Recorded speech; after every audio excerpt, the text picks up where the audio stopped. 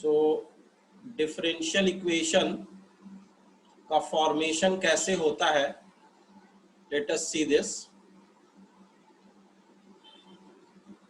तो मैं एक सिंपल एग्जांपल से शुरू करता हूं।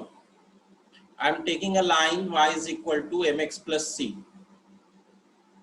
So this is a straight line, and if I differentiate this equation with respect to x, I get dy by dx is equal to f.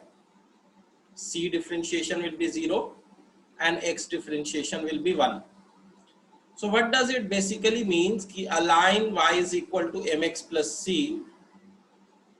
का जो डिफरेंशियल इक्वेशन है, जो डिफरेंशियल फॉर्म है, वो है dy by dx is equal to m. तो basically अगर हम यहाँ पर नंबर ऑफ आर्बिट्ररी कांस्टेंट्स देखें, तो यहाँ पे number of arbitrary constants are actually 2. हम m और c दोनों को आर्बिट्ररी कांस्टेंट्स मान रहे हैं. So there are 2 number of arbitrary constants.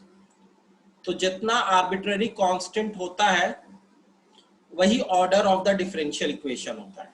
तो अगर 2 आर्बिट्ररी कांस्टेंट्स हैं तो ऑर्डर विल आल्सो बी 2. तो अभी हमने इसे फर्स्ट ऑर्डर का किया है, एक बार और डिफरेंशिएट करेंगे. When we will differentiate it again, this is of second order, and now this m will differentiate to give you 0. Now this is finally the differential equation of the line y is equal to mx plus c. What does it geometrically mean? That y is equal to mx plus c is a line whose double derivative is 0. What do you mean by double derivative is 0? It simply means that the derivative of derivative 0, that is the rate at which the slope is changing is 0. One thing is slope and another thing is rate at which slope is changing.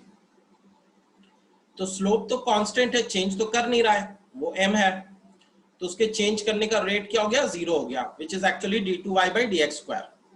That is rate at which slope is changing. ठीक है, derivative of dy by dx, double derivative of y हो गया. या तुम अगर याद रखो तो डबल डेरिवेटिव जब पॉजिटिव होता था तो you remember that is a curve which is concave upward, और अगर डबल डेरिवेटिव नेगेटिव होता था then it means a curve which is concave downward और कॉन्वेक्स अपवर्ड. तो अगर डबल डेरिवेटिव 0 हो गया तो इसका मतलब है कि वो ना कनकेव अपवर्ड है ना कॉन्वेक्स अपवर्ड है, that is a straight line. So इसका डबल डेरिवेटिव हो गया 0. It means it is not a curve, it is a straight line. तो यहाँ पे हमारा काम ये होता है डिफरेंशियल इक्वेशन के फॉर्मेशन में कि जो भी कर्व की इक्वेशन होती है उससे हम आर्बिट्ररी कांस्टेंट्स एलिमिनेट करके और उसके बाद उसका डिफरेंशियल इक्वेशन निकालते हैं. और वो जो डिफरेंशियल इक्वेशन है उसकी प्रॉपर्टी ऐसी होती है जो कि ओरिजिनल कर्व के सारे फैमिली को सेटिस्फाई करेगी. मतलब y is equal to mx plus c in general क्या बताता है, y is equal to mx plus c any straight line की इक्वेशन है. अगर तुम m की वैल्यू चेंज करोगे और c की वैल्यू चेंज करोगे तो you will get different straight lines, जिसका इंटरसेप्ट चेंज हो सकता है, स्लोप चेंज हो सकता है, एनी स्ट्रेट लाइन. ठीक है, ये भी एक स्ट्रेट लाइन है, ये भी एक स्ट्रेट लाइन है, ये भी एक स्ट्रेट लाइन है, एनी स्ट्रेट लाइन. तो ये पूरी फैमिली ऑफ स्ट्रेट लाइंस है. तो ये जो फैमिली ऑफ स्ट्रेट लाइंस है इसको हम या तो y is equal to mx plus c से दिखाएं और ये कहें कि यहाँ पर m और c जो है आर्बिट्ररी कांस्टेंट्स हैं, या हम इस आर्बिट्ररी कांस्टेंट को हटा दें, डिलीट कर दें और एलिमिनेट करके फाइनली डिफरेंशियल इक्वेशन के फॉर्म में दिखाएं और कहें कि ये सारी फैमिली ऑफ स्ट्रेट लाइंस इस डिफरेंशियल इक्वेशन से भी रिप्रेजेंट की जा सकती है.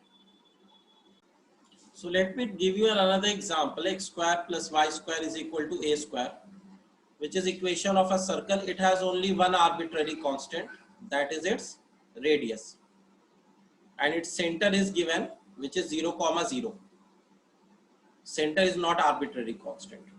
तो सर्कल जो है वो किसी भी रेडियस का हो सकता है, लेकिन सेंटर इज द ऑरिजिन.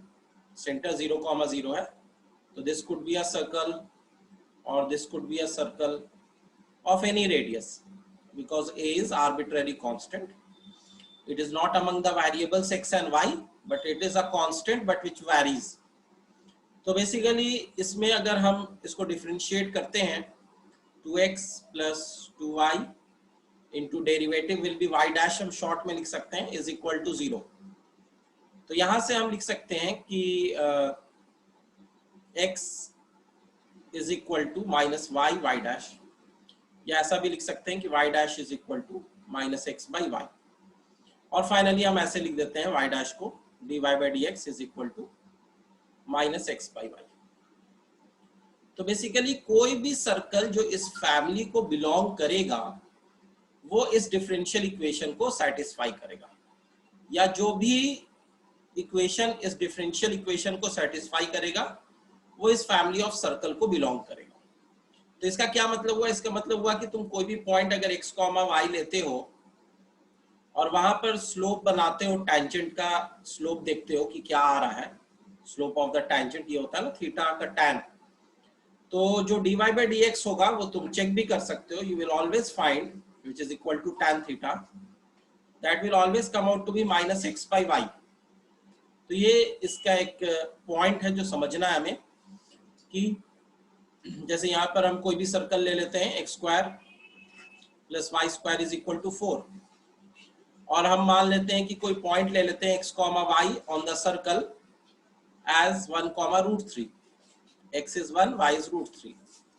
तो हम ये इस डिफरेंशियल इक्वेशन से कह सकते हैं कि इस पर्टिकुलर पॉइंट पे जो कि 1, पॉइंट है, वहां पर जो टेंजेंट बनेगा उसका जो स्लोप होगा that will be minus x by y, that is -1 by √3. तो ये डायरेक्टली हम यहां से कह सकते हैं.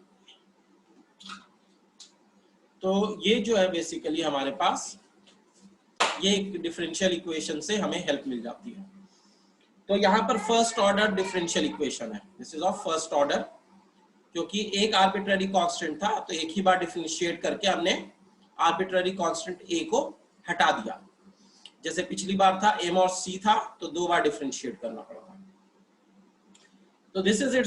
कोई भी तुम सर्कल ले लो, रेडियस तुम भले चेंज कर दो, 4 की जगह 2 कर दो, लेकिन करस्पॉन्डिंगली जो पॉइंट्स लोगे ना उनका जो स्लोप आएगा वहां पर टेंजेंट का dy by dx जो आएगा वो minus x by y आएगा for any x, y. So this we have to understand here. This is how we form a differential equation. So write this down also. So if we have a differential equation y is equal to a equation of a curve y is equal to x e to the power c1x plus c2x plus c3x plus c4. तो यहां पर अगर तुमसे पूछा जाए what will be the order of the differential equation of this family of curve, तो normally you will give that here there is 1 arbitrary constant, 2 arbitrary constant, 3 arbitrary constant and 4 arbitrary constant. So the order should be 4, but it is wrong. Actually यहाँ पर arbitrary constants 4 है नहीं. बनाने को तो तुम कितने भी बना दो, लेकिन तुम रिड्यूस कर सकते हो. जैसे x e to the power c1x. अच्छा, ये जो दोनों टर्म है ये दोनों लाइक टर्म है, तो इनफैक्ट तुम c2 प्लस c3 को एक साथ लेके x को बाहर कॉमन ले सकते थे plus c4. So this will become x e to the power c1x and c2 plus c3 is an arbitrary constant k. अलग अलग करने की क्या जरूरत है, ऐसे तो इनफाइनाइट आर्बिट्ररी कांस्टेंट बनाया जा सकता है. c4 को लिख दो c5 plus c6 plus c7, इसका कोई एंड तो है नहीं. तो आर्बिट्ररी कांस्टेंट इफेक्टिवली देखा जाए तो 4 नहीं है यहाँ पर, एक यहाँ पर है, एक यहाँ पर है और एक यहाँ पर है. हाँ, अब कंबाइन नहीं कर सकते. तो you will say that order of this differential equation is actually 3. तो यहाँ पे तुम्हें डिफरेंशिएट करके दिखाने की जरूरत नहीं है. जब तक तुमसे ये पूछा नहीं जा रहा है कि डिफरेंशियल इक्वेशन है क्या, तुम्हें बस ये पूछा जा रहा है कि इस फैमिली ऑफ कर्व का जो order of the differential equation होगा वो क्या होगा. तो तुम कह दो कि भाई इफेक्टिवली जो आर्बिट्ररी कांस्टेंट्स है वो 3 है, तो इसका ऑर्डर 3 होगा. लेकिन ये तुम्हें देखना पड़ेगा कि इफेक्टिवली कितने आर्बिट्ररी कांस्टेंट्स हैं. ये नहीं कि बहुत सारे दे दिए तो उनको बहुत सारा ले लिया, जहां पे कंबाइन करना है कंबाइन कर दो. सो if you take question number 8 of exercise 9.3, so it basically says that what will be the differential equation corresponding to family of the ellipses whose foci is on the y-axis and center is origin. तो it is a vertical ellipse. अगर foci जो है y-axis पे है तो ये जो family of ellipse होगी ये वर्टिकल फैमिली ऑफ इलिप्स होगी. तो इसका जो फोकाई होगा एस एन एस डैश, वो तुम मान सकते हो कि 0, -a और 0, a, ये इन दोनों फोकाई है. And we know that b square is equal to a square into 1 - e square होता है in case of an ellipse. अच्छा, यहां पर x के नीचे क्या लोगे? x के नीचे a नहीं लोगे, b लोगे, क्योंकि x के अलोंग जो है वो माइनर एक्सिस है एंड y के अलोंग मेजर एक्सिस है. So x square by b square plus y square by a square is equal to 1 हो जाएगा, because it is a vertical ellipse. Why it is a vertical ellipse? Because focus is on the y-axis. And eccentricity and a and b are related like this. अब ये पूछा जा रहा है कि इसके corresponding जो differential equation होगी वो क्या बन के आएगी. तो how many arbitrary constants in this equation? There are 2, a and b. ठीक है, अगर b को तुम a और e के टर्म में लिखते हो तो भी 2 होंगे, a and e. तो a और b रहने देते हैं. डिफरेंशिएट करेंगे एक बार तो 2x by b square plus 2y by a square into y dash is equal to 0 हो जाएगा. ठीक है, अब इसको थोड़ा सा हम इंटेलिजेंटली हैंडल करेंगे सो दैट कि अगली बार जब डिफरेंशिएट करें तो a और b दोनों गायब हो जाए, क्योंकि 2 आर्बिट्ररी कांस्टेंट है और ऑर्डर ऑफ डिफरेंशियल इक्वेशन भी 2 होनी चाहिए.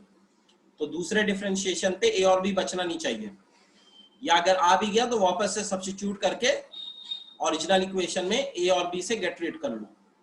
तो let us see how we will do. x by b square is equal to minus y dash by a square. In the next step we can write y dash by x is equal to minus a square by b square. ऐसा हम कर सकते हैं. सो हमने y dash by x एक जगह कर लिया, minus a square by b square एक जगह कर लिया. अब हम दोनों साइड डिफरेंशिएट करेंगे. तो लेफ्ट साइड में x स्क्वायर और x कोशेंट रूल लग रहा है और y डैश में प्रोडक्ट रूल, तो y into y double dash और फिर y dash into y dash मतलब y डैश का स्क्वायर माइनस y डैश और x का डिफरेंशिएशन 1 हो गया is equal to right side में क्या आ गया? 0 आ गया. सो अब हमारे पास डबल डेरिवेटिव आने पे यहां पर a और b नहीं बचे, और इनफैक्ट तुम x स्क्वायर को उधर ले जाओ और 0 के साथ मल्टीप्लाई करके फाइनली जो तुम्हारा इक्वेशन आ रहा है वो डिफरेंशियल इक्वेशन इस फैमिली ऑफ कर्व का कैसा आएगा? x y डबल डैश जिसको तुम d2y बाई dx स्क्वायर भी लिख सकते हो, प्लस x y डैश का स्क्वायर जिसको dy बाई dx का होल स्क्वायर भी लिख सकते हो, minus y dash that is y dy by dx is equal to 0. So this is the differential equation which you are getting for this ellipse. This is your answer.